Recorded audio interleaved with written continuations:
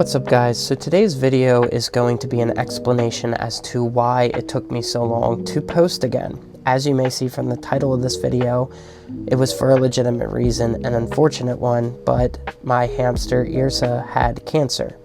Now as a disclaimer, spoiler alert, she did live, she's recovered and she's doing well.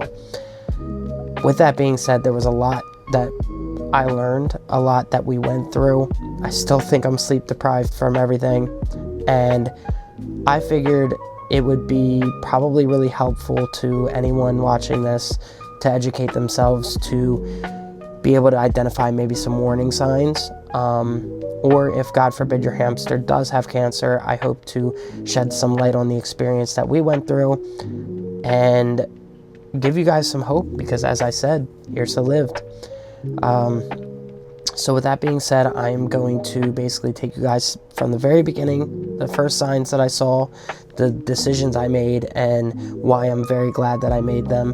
And I hope to help you guys out with any decisions that you might be facing and give you guys, you know, what the outlook is and Yrsa's road going forward. Now, before I continue, I feel like I should mention that some of the details in this story are going to be a little kind of gross, maybe a little, graphic. So if you guys are squeamish, maybe it's not the video for you. However, if you are a hamster parent, I think this is really important information. And I think, you guys, whether your hamster has cancer or not, could definitely benefit from this information.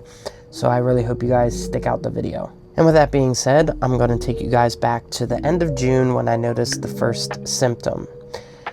I was taking Yrsa from her enclosure to the playpen when I noticed a very foul smell. The smell, honestly, kind of smelled like poop. So I turned her around and I noticed that her whole bottom half around there was this kind of yellowish wet, and I immediately thought about wet tail.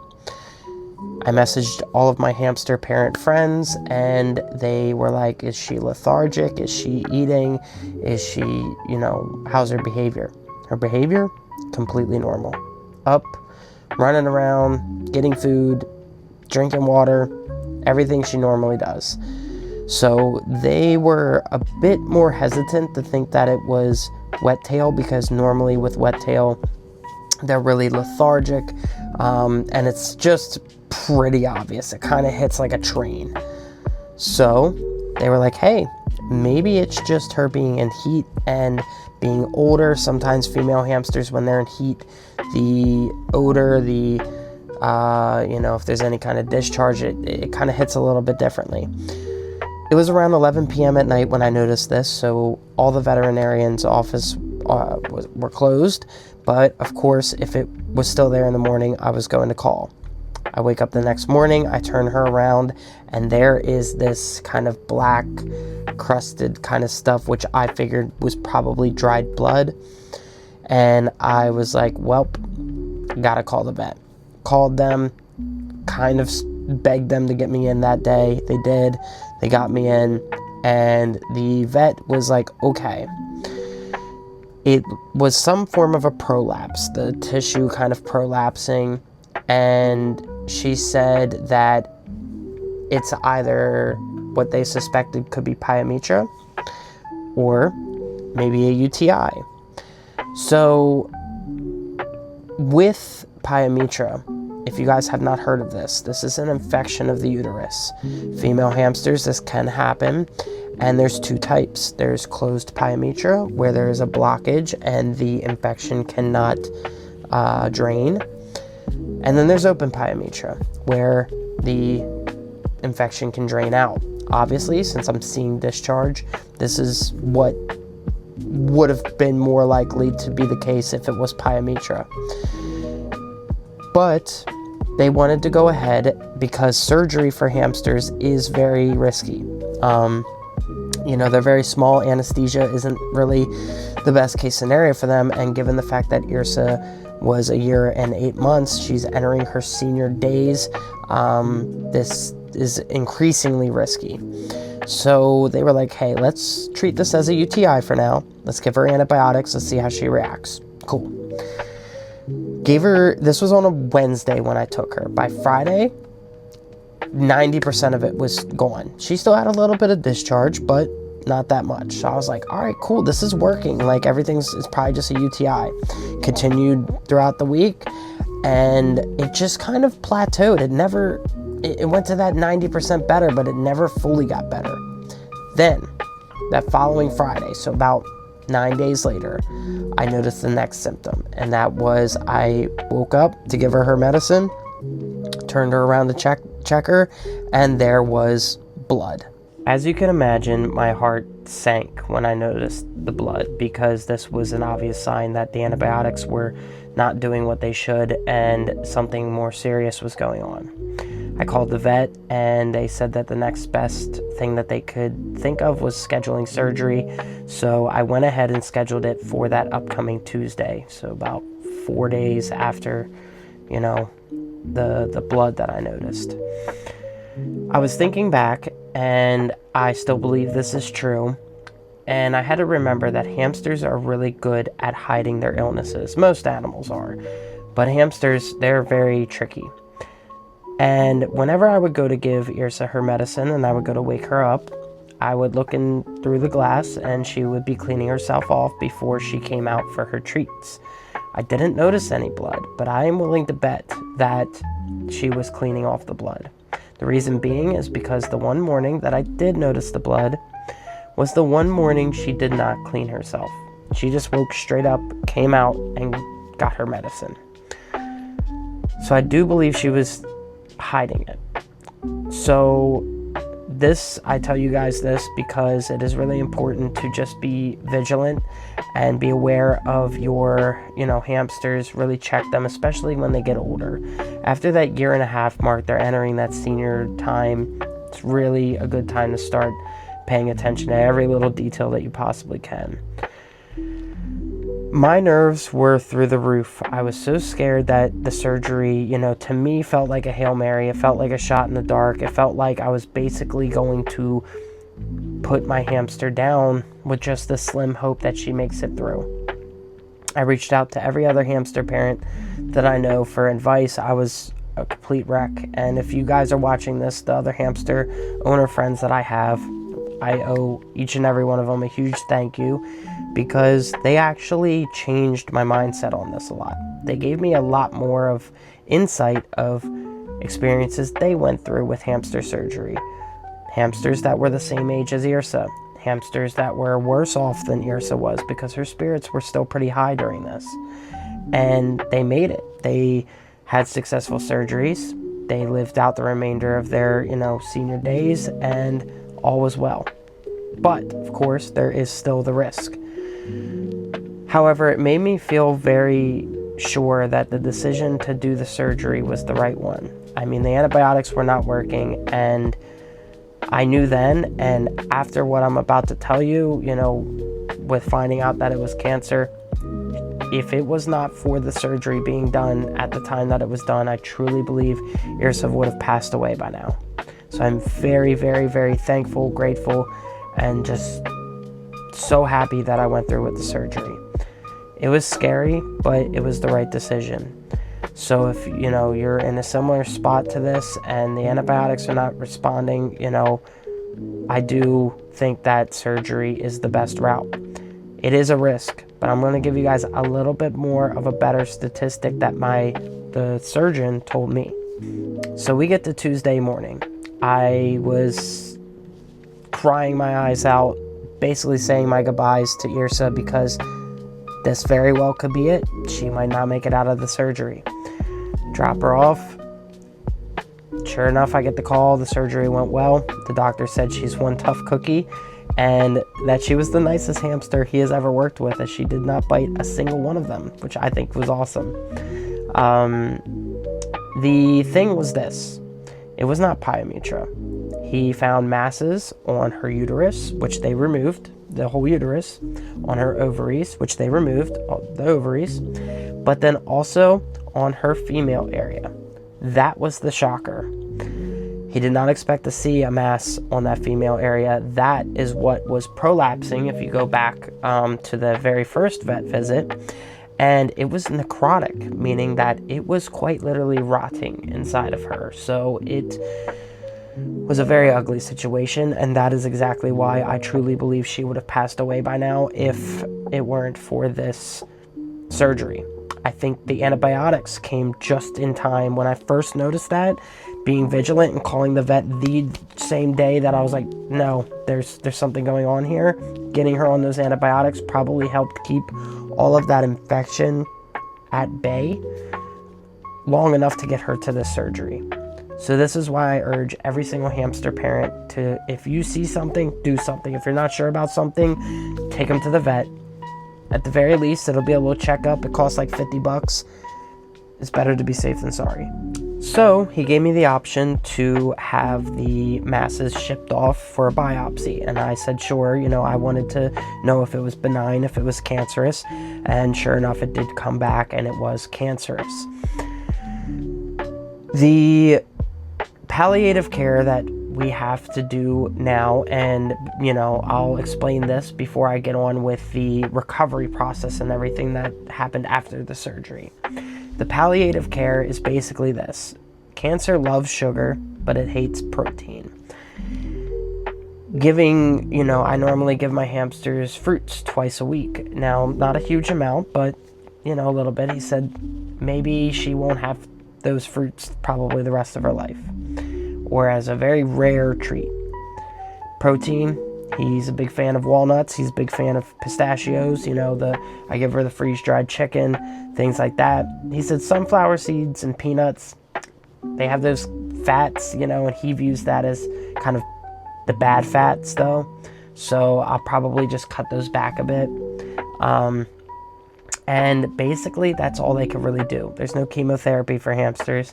And we are basically, since this cancer, which, has that really big name, again, I'll put the name up there somewhere. It affects the smooth muscles. So he said if it comes back, which he's hopeful, let me rewind a little bit. He's like, hey, we removed all the masses. Right now she's cancer free, and he's hoping it stays that way for the remainder of her life. She's an older hamster. She's a year and, as I make this video, almost a year and 9 months. So 2 to 3 year lifespan. I'm hoping that her old age, when the day comes that she passes, I hope it's from old age before it's this cancer returning. If the cancer returns, I hope it returns so far down the line that the choice for, unfortunately, euthanasia would be an easier choice. With that being said, he thinks that if it does come back, it'll target more of the lungs or the liver.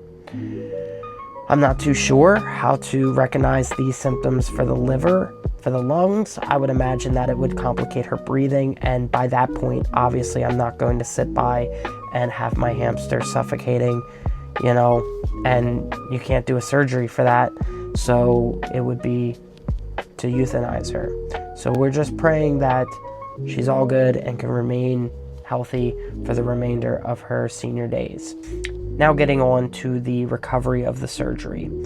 The first couple days she was very lethargic and woozy and out of it. She was on so many different medications. I am talking, at first it was 2 antibiotics, a probiotic, pain meds, and then a eye drop. I'm going to talk about the eye drops in a minute because I learned a lot about these eye drops. Twice a day. Well, the pain meds was once a day, the probiotic was once a day, the antibiotics was twice a day. The eye drops were something to kind of just put a small amount on the sutures that gives off an odor that hamsters don't like, to try and deter them from wanting to chew at the sutures. The only thing was, I went to Instagram and I was like, hey guys, I forgot to ask the vet how much to put on there. When people Googled it, there was a few warnings not to give a hamster this. And a few people were like, hey, we give this to bigger animals to raise their heart rate in critical situations. Doing this to a little hamster might be too much, even if it does seep through the sutures. So I was a little leery about it, and I called the vet, and he reassured me that he has done this with rats and hamsters and rodents, and this is what he does, just a small amount. You just kind of wipe it away, you just get the scent on there. However, he said it's not a necessity, it's just a deterrent. Statistically, he said about 1 out of 20 hamsters that he worked on ended up self-mutilating, so they just wanted to eliminate that possibility, but it's 1 out of 20. He said sugar gliders self-mutilate and pull out the stitches a lot more commonly, so for them it is a requirement, but for hamsters, he said, just kind of gauge it however you'd like. If you think that she's chewing at it, give it a shot. If not, you know, you don't have to. So I did not end up having to use those eye drops. I don't know what kind of reaction she would have had. I do trust my vet, and he's very, very knowledgeable, so I do believe that it would have been safe. But in case you guys are wondering why I didn't apply the eye drops, that's why. So fast forward, the bin enclosure, which actually my phone that I'm recording from is on top of, she had to be in a bin for actually 15 days. Could have been shorter if the healing process went smoother, but sadly for Yrsa, there was a few bumps in the road. As far as what I did to set up this bin enclosure, I got a pretty sizable bin, but the bedding will stick to those sutures pretty good, and you know, that's how you get infection going. So I just shredded up a bunch of paper towels, obviously unscented and stuff like that. Bunch of paper towels, shredded that up. I almost view that as like, you know, if you've been in the hospital and they make the hospital bed and you got those real thin sheets, that kind of view it. This is the hamster version of that. And some unscented toilet paper. That's a little softer. My hamsters love using that for nesting material, so I figured she would like that. As far as a hide for her, because you don't want them climbing on things. They can't have their wheel in there. They can't have... It's the most boring enclosure ever. It's just quite literally her hide, and that was it. I made a little platform with these wooden blocks that hold together her water dish, so that way she wouldn't tip it over, and that was it. There was nothing else in there. For her hide, I got a big plastic Tupperware bowl. I cut open a doorway, and I put that in there. The reason I didn't use one of her other, you know, Night Angel hides that aren't that tall is because the Night Angel hides, if you imagine the doorway, right, like this, there is this bottom part right here. And as she walks over, she's going to be lethargic. She's going to just kind of be droopy. Those sutures are going to rub up against that bottom part. And, you know, I just didn't want the risk of that happening. So I got this and I cut out that bottom, so it's like an archway rather than, you know, a hole that she goes through. It's an archway, and that worked.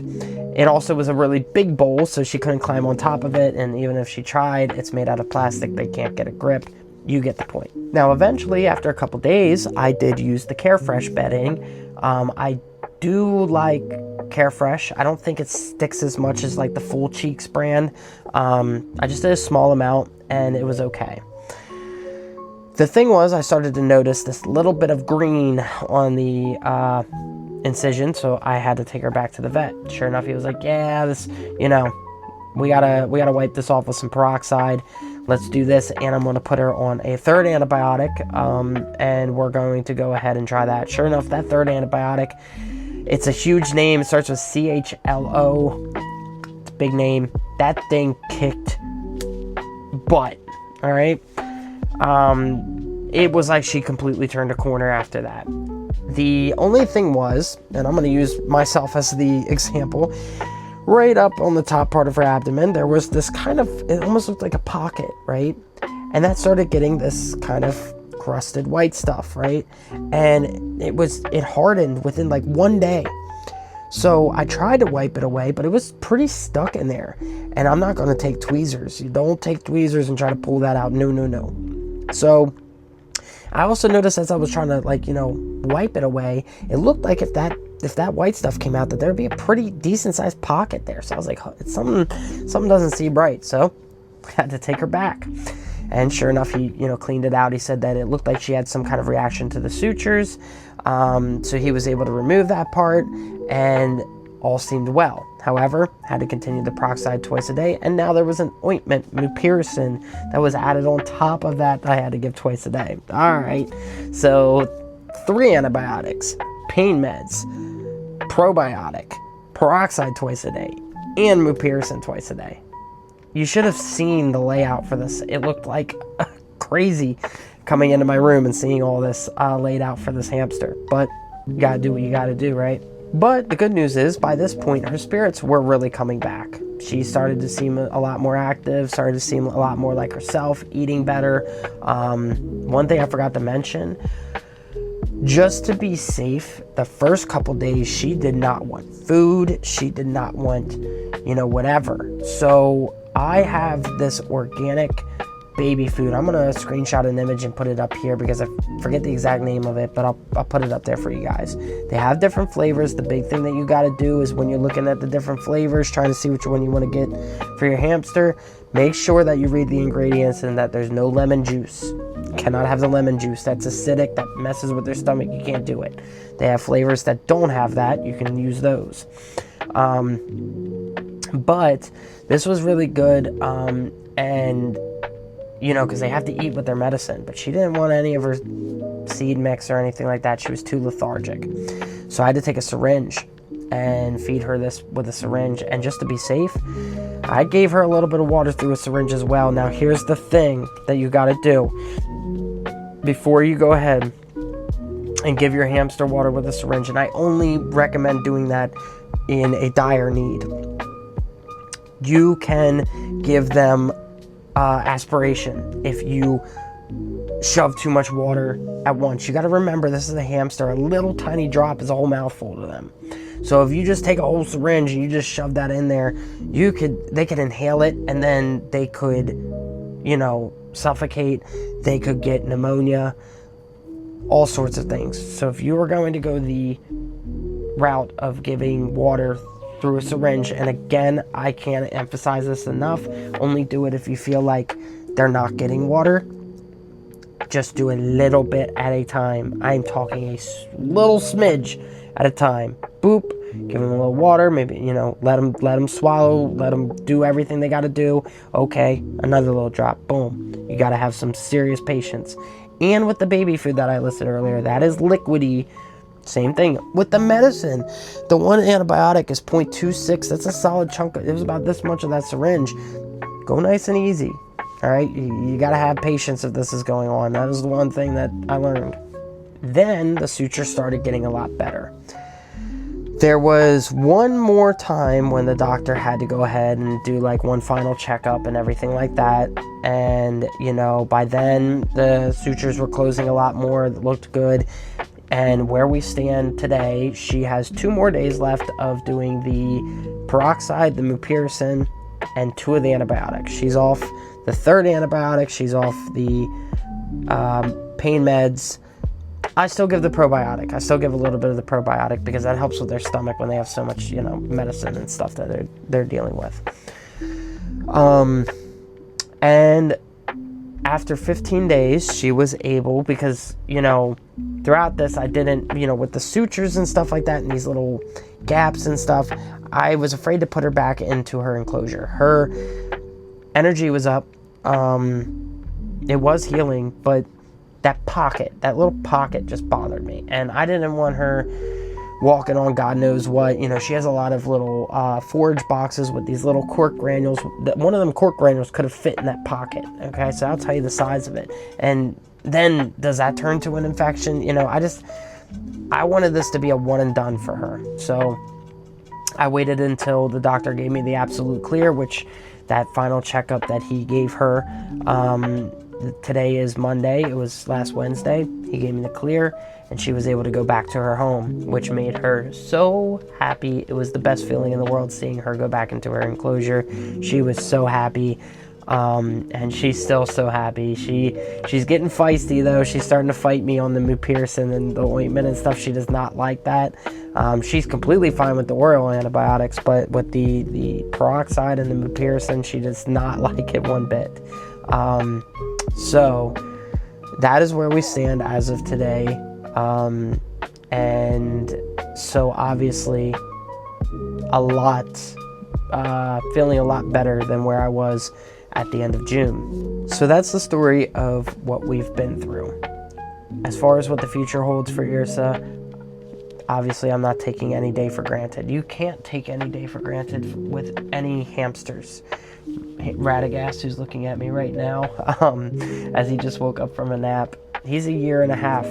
He's entering his senior time.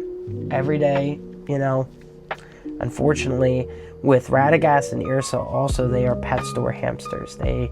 Their breeding was terrible. They were from rodent mills. I didn't know this at the time, but now I do. And, so especially for them, after that year and a half mark, things get a little scary. Tario, who's up somewhere, you probably heard her drinking water at some point throughout this video.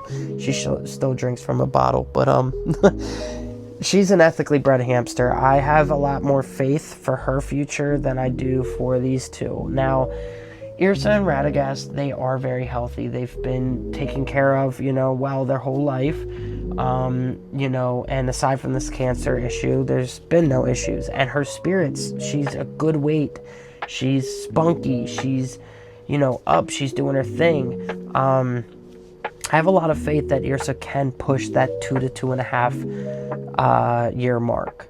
Radagast, I also have a lot of faith. He still runs around like he's a baby still. So, a lot of faith with them, and there's that. Now, I'm going to mention one last thing, and that is some warning signs looking back, because obviously you look back and you see things in hindsight, and did I notice something even before the discharge or aside from the discharge? And there's one thing that I noticed. About a month before this happened, I started noticing that Yrsa, with getting on top of the Night Angel hides, which are only 3 or 4 inches tall, she would kind of struggle. She would put her paws up there and kind of, do one of those to get back on top of the hides. And, she never did that before, but she's an older hamster. She is my oldest hamster. This is my first time having senior hamsters. So I was like, oh, she's getting old. What do I do here? And so I asked my hamster friends, and they were like, hey, when your hamster gets old, you got to kind of flatten out the top surface. So they said, it would probably be best to take some of the taller items out and just make it as flat as possible. So I did that. You know what's crazy though? Now that she's recovered from the surgery, so from Wednesday till now, she has zero problem hopping up on that. She hops straight up on those Night Angel hides, her little forage boxes, which are 1.5 inches deep, which she kind of was a little slow to hop into before. No problem. She hops right over it. So I truly believe, you got to think, with masses on you, one of them was necrotic. This had to have been painful for her, and it had to have been painful before the discharge was coming out, because obviously it existed before then. I don't think it existed for that long. The doctor did tell me that this cancer is very aggressive. It will hit, and it hits fast, so I don't think it was just lingering around for that long. But the timeline of her struggling with climbing things matches up pretty close to all of this. So I'm willing to bet that. So there you guys have it. That is the story of everything we've been through. If you guys are worried about your hamster with surgery, one positive thing, I did mention this earlier, I forgot to bring it up, but one positive thing that the surgeon told me is that 9 out of 10 of the hamsters that he's done surgery on make it off the table. It's just that 1 out of 10 is a bigger number than they like. So to them, that's a bigger number. And it is a big number, and it is a risk. But for me, I was thinking it was going to be more 50-50. So 9 out of 10, I like those odds a bit better. With hamsters, you got to remember, each month is a big difference in their age and their life. So that plays a part. The condition of the hamster going into surgery also plays a part. Yrsa was in really good spirits, a great weight, everything. She made a good candidate. If there was a hamster that was losing a lot of weight, very lethargic, that one might not have the spunk to make it through. But if you feel like it's your last choice, I say shoot for the moon and try to save your hamster. That's where I'm at. I'm a firm believer, just do everything you can for any animal that you care for. And you know, if you are in a position right now, which I hope anybody watching this isn't, where their hamster is going through something and it looks like they're lethargic, they're having a really rough time, everything like that, and it's just not looking good, and you know surgery is the only option, but you know, I would say, you know, do what I did and just make sure that, you know, you say your goodbyes just in case, as sad as it is, you know, and know that you are doing what you're doing, the last possible option to give your hamster the cure, in a sense, that they deserve. And if your hamster doesn't make it off the table, God forbid, I don't want anybody watching this to feel like they blame themselves or feel like they made the wrong choice. I really don't think it is a wrong choice. I think, you know, it is the best option to save your hamster. So I hope this helps you guys out. I really do. I know it's a dark topic, but after everything that I just experienced, I felt like you guys might be able to benefit from what I've learned. I know this was a long video, and I do plan on making some, you know, normal content again. I have a video planned soon about, I just kind of want to talk about my experience owning hamsters. What do I think for people who don't have hamsters and they're thinking about getting one, and just my honest opinions about things, because I've learned a ton. When I got Yrsa, she was in a PetSmart cage. I knew nothing. And then after that first week of her being in that, I found out, and it's been a huge learning experience ever since. So I would like to share that with you guys. So if that's something you're interested in seeing, keep an eye out for it. If you haven't subscribed already, go ahead and hit the subscribe button. I would super appreciate that. If you guys have any questions or concerns, or you want more insight, feel free to comment below. And even better than that, if you would like, message me on Instagram at johnsborough. I'm really good with checking my DMs, and if I don't see it for some reason, drop a comment on one of my posts, be like, hey man, you know, I sent you a DM. When you get the chance, can you check it out? And I absolutely will. I love connecting with other hamster parents, and I love sharing the knowledge that I've learned, because I tell everybody I'm the most anxious hamster parent in the entire world. I swear by that. And so if I can help ease others' anxiety, I gladly will do so. So anyways, thank you guys for listening to all this, and hopefully you guys never have to apply anything from this video to your hamsters. That's my prayer. But if you do, there's hope. And yeah, there's hope, and there's a lot of hope. So anyways, I hope you guys have a good day, and thanks for watching.